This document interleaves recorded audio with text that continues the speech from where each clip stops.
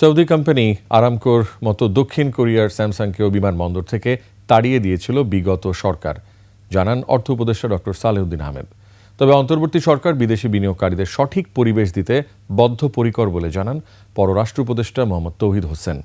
অন্যদিকে সৌদি রাষ্ট্রদূত বিগত সরকারের প্রতি অভিযোগ জানানোর পাশাপাশি বাংলাদেশে তেল রিফাইনারি কারখানা তৈরি করে পূর্ব দক্ষিণ এশিয়ার বাজারে রপ্তানির হাব গড়ার আশা প্রকাশ করেন। বিস্তারিত জানাচ্ছেন নাহিদ সিরাজি নিম্মি। সৌদি বাংলাদেশ সম্পর্কে বন্ধুত্বের হাত বারবার ফিরিয়ে দিয়েছে হাসিনা সরকার।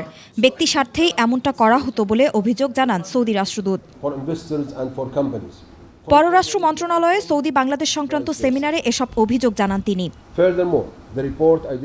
কেবল জনশক্তি রপ্তানিতেই নয়, বাংলাদেশে তেল রিফাইনারি কারখানা করে পূর্ব দক্ষিণ এশিয়ার বাজারে তেল রপ্তানির হাব গড়তে চায় সৌদি আরব, জানান সৌদি রাষ্ট্রদূত। Bangladesh is a green field for investors and for companies from Saudi Arabia and from all the companies and countries all over the world.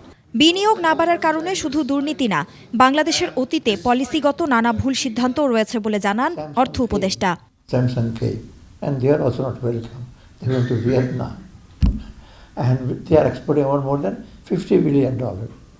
আর আমাদের দেশে স্যামসাংকে এয়ারপোর্ট থেকে তাড়িয়ে দিলেন, and what happened.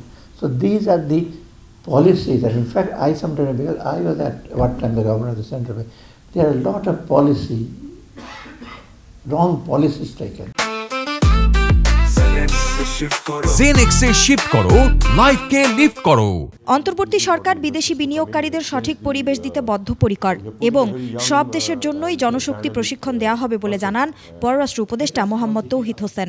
I can assure the ambassador that the present government is definitely poised towards very positively towards this, and we are trying to make things really easy for the investors to come in.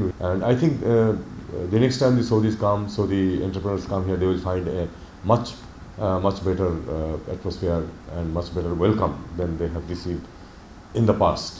সর্বোপরি বাংলাদেশে বিনিয়োগ বাড়াতে অন্তর্বর্তী সরকারকে সহযোগিতার হাত বাড়ানোর আশ্বাস দেয় সৌদি সরকার।